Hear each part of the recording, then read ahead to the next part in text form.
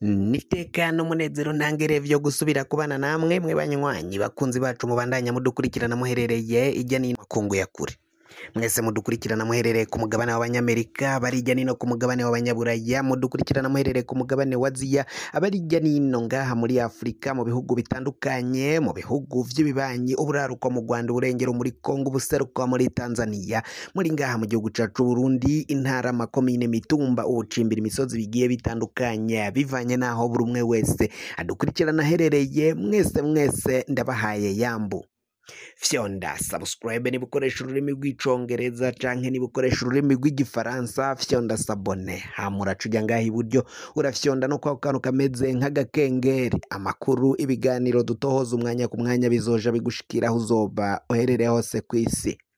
Amakuru agezwe ko ariko aravugwa ngaha mu gihugu cacu Burundi, reka tuyatangurire mu gisata c'umutekano. Ibintu biraboneka ko bibandanya kuyangara, haratutumba amajambo menshi cane ngaha mu gihugu cacu Burundi inyuma yuko umukuru w'igihugu Varisito Ndayishimiye asohotse igihugu. Batanguye kuvuga ko General Gervas Ndirakobuca batazira ndakugarika yoba yateguye gutembagaza ubutegetsi ngaha mu gihugu cacu Burundi.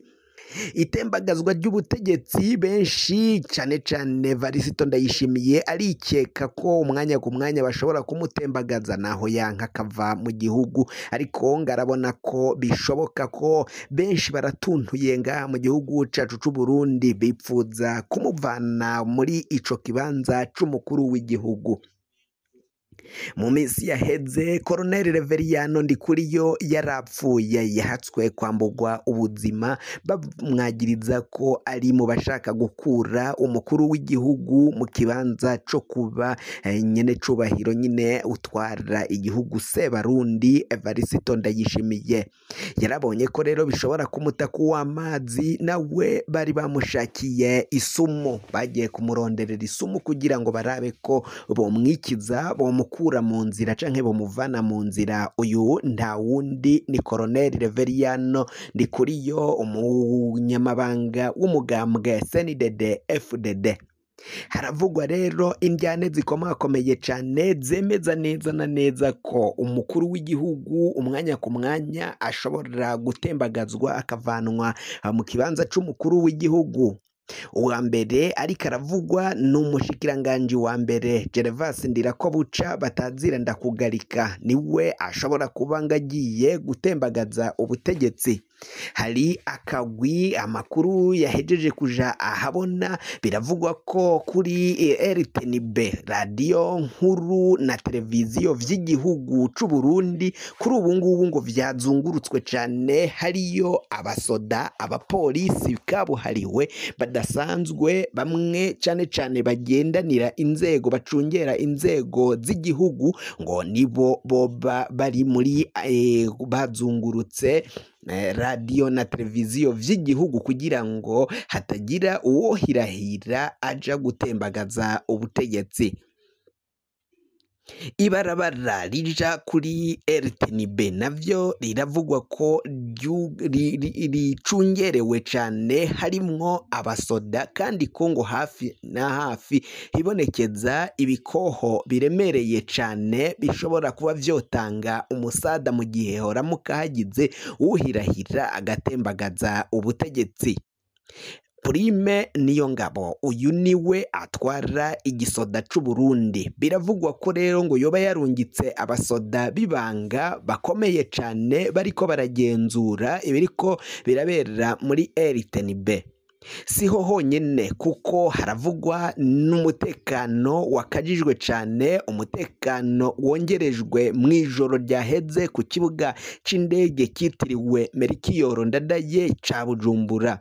Ngo harungitsweyo abapolisi, harungikwa abasoda, harungikwa abibanga bo mwiperereza, barungitswe bagenwe na General Ildefonse Habarurema akora mwiperereza, akaba ari nawe atwara iperereza, agakorera mu biro vy'umukuru w'igihugu c'u Burundi. Mu nama yabanje kumuhuza n'umukuru w'intwazangabo n'intwaramiheto z'igihugu c'u Burundi General Prime Niyongabo, akaba ariho hafatiwe ingingo y'uko hazorungikwa abo mwiperereza kandi bazokora mwibanga bagatanga raporo umwanya ku mwanya bayitanga kuri General Ildefonsi Habarurema, kandi ari nako abarungitswe na General Prime Niyongabo nabo batanga amaraporo kwa General Prime Niyongabo mwibanga ata wundi musoda babanje kunyurako canke babanje gutanga ko iyo raporo, mu kugira ngo bacungere neza bagwanye abo bose bipfuza gutembagaza umukuru w'igihugu Evaristo Ndayishimiye.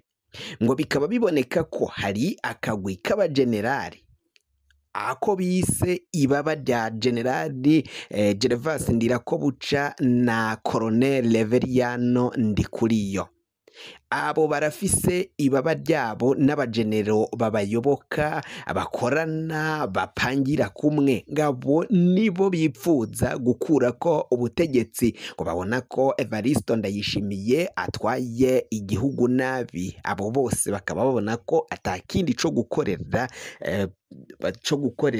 uyu Ndayishimiye atari ukumukura muri ico kibanza c'umukuru w'igihugu hakajamwo uyundi azotwara kandi agatwarira yumvikana n'abo bagenero, cane cane abandi bashigikiye General Bunyoni apfunzwe muri kino gihe kandi ngo ari umunywanyi wabo, ari umugenzi wabo, bakoranye vyinshi. Bakaba rero babona ko Evaristo Ndayishimiye yamurenganyije akamukura mu kibanza c'umushikiranganje wa mbere akaja kumupfunga muri kino gihe. Bikaba biboneka ko hariho ingorane zikomakomeye cane zishobora gutuma nyine batembagaza ubutegetsi. Muri abo bagenerali harimo Gabriel Nizigama, harimo Steve ariwe bita Etienne Ntakarutimana, harimo Ntigurirwa Sirasi nawe akaba ari mwibaba rya General Gervas Ndirakobuca na Colonel Reveriyano Ndikuriyo.